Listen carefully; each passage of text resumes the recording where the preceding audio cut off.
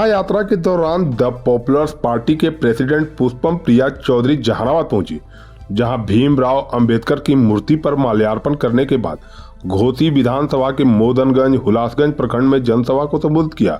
यात्रा के दौरान दावथू गांव गई, जहां खुदाई में मिले पुराने मूर्ति के बारे में जानकारी हासिल की। पुष्पम प्रिया चौधरी ने कहा कि बिहार में नई राजनीतिक पीढ़ी की शुरुआत होनी चाहिए। अब समय आ चुका है कि बिहार की जनता को उनका सही हक दिलवाना है, तो इन सभी पुराने खिलाड़ियों को हटाना पड़ेगा। इन्हें कई बार मौका मिला, लेकिन आज भी जहानाबाद जस का तस बना हुआ है। आज भी जब आप जहानाबाद में आएंगे, आपको यह नहीं लगेगा कि जहानाबाद राजधानी से मात्र 40 से 50 किलोमीटर की दूरी पर है। सभी राजनीतिक पार्टियां ने जहानाबाद की जनता को ही नहीं, बल्कि पूरे बिहार को ठगा है। सभी लोग जाति धर्म से ऊपर उठकर सिर्फ जो अच्छा काम करे उन्हें वोट दे। इसके साथ साथ उन्होंने कहा कि हमारे मुख्यमंत्री के पास तो अब समय ही नहीं है और ना ही उनके पास कोई अच्छी नीति बनाने वाले लोग जो हैं जहानाबाद जैसे बेहतरीन जगह के लिए, ऐतिहासिक जगह के लिए कुछ प्लान बना सके, कुछ रोड मैप बना सके। उन्होंने तमाम जनता से पूछा कि आप बताइए कि मोदनगंज और हुलासगंज में कितना विकास हुआ है। यह सभी तो वर्षों से सत्ता पर काबिज है। क्या आपको कभी यह एहसास हुआ कि आप बदलना चाहते हैं या उनकी नीयत बदल रहा है? बिल्कुल नहीं। इसलिए आप सभी से निवेदन है कि जहानाबाद का विकास और जो ऐतिहासिक धरती रही है उसका मान सम्मान तभी बढ़ेगा जब आप लोग इनको छोड़कर हमारे साथ आएंगे। उन्होंने यह भी कहा कि एक अच्छा नेता वही है जो अपने शहर का, अपने क्षेत्र का विकास के लिए एक अच्छा प्लान बना सके। अगर वह 5 साल के दरमियान कुछ नहीं कर पाई, इसका मतलब है उसमें क्षमता नहीं है। मैं आप तमाम लोगों से भी कहूँगी कि अगर मैं 5 सालों में हमारी सरकार बनती है, आपको लगता है कि हम में वह क्षमता नहीं है, तो आप हमें उखाड़ फेंकेंगे। जनता को जागरूक होना चाहिए। लोकतंत्र में बिना काम किए किसी को भी सत्ता पर काबिज होने का कोई अधिकार नहीं है।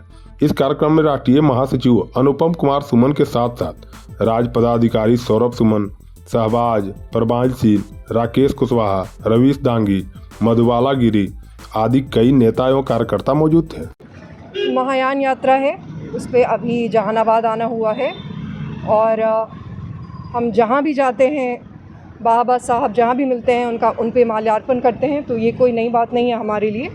बाकी महायान यात्रा में जो उद्देश्य है वो ये है कि पिछले 4 वर्षों में जो विकास हुई है, बिहार में जो विकास हुआ है उसका मूल्यांकन कर रहे हैं और अपने कार्यकर्ताओं से फिर से मिल रहे हैं। यही उद्देश्य।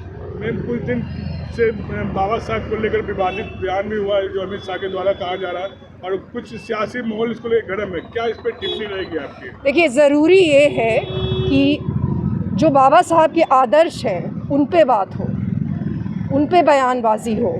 जो भी उन्होंने आदर्श हमारे संविधान में लिखा था या जो उनके व्यक्तित्व ने हमें दिखाया था, उस पे हम कितना खड़ा उतरे हैं, उस पे बात करने की ज़रूरत है।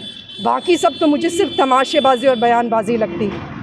कल भी संसद के बाहर आपसी बीच में रणभूमि का रूप ले रखा था। आपने भी देखा होगा कि एक विधायक को चोट भी लगी। तो क्या लगता है कि राजनीति क्यों रणभूमि में बदल रही है?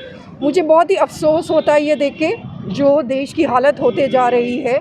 संसद बनाने का उद्देश्य क्या था? जो गंभीर मुद्दे हैं, जिसकी वजह से जनता को समस्याएं हैं, उन पे चर्चा की जाए। तो जब हम इतनी बेसिक चीज़ जो बाबा साहब ने हमें बोली, उसको जब हम नहीं लागू कर पा रहे हैं, तो दुख करने के अलावा तो कुछ है नहीं। बस दुख होता है देख के। तो क्या लगता है कि ऐसे में कैसे बदलाव हो सकता है? क्योंकि अभी तो बिहार के दौरे में हमें बदलाव तो जनता ही करेगी। इसीलिए संविधान बना था, इसीलिए चुनाव का प्रावधान हुआ था, इसीलिए बाबा साहब इस देश में आज भी नेता के रूप में जाने जाते हैं, क्योंकि बदलाव जनता ही करेगी। तो मैम, आज का आपका दौरा जहानाबाद से, तो क्या मैसेज देना चाहेंगे जहानाबाद वासियों को? मैं यही कहना चाहूँगी कि जो नेता हैं, जिनको हम अपना नेता मानते हैं, जो असली नेता हैं, आजकल के नकली नेता नहीं, उनके आदर्शों की चर्चा करें। उनके आदर्श हम जनता इस देश में किस तरीके से वापस ला सकती है, उस पे गंभीर चर्चाएं करें। और वो चर्चा जो आज के नकली नेता है, उनके करने से नहीं करने से कोई फ़र्क नहीं पड़ेगा, क्योंकि जनता तो जानती है कि आज के नकली नेता कैसे हैं। अब वक्त आ गया है कि जनता इन गंभीर मुद्दों पे चर्चा करे, तभी बदलाव आएगा।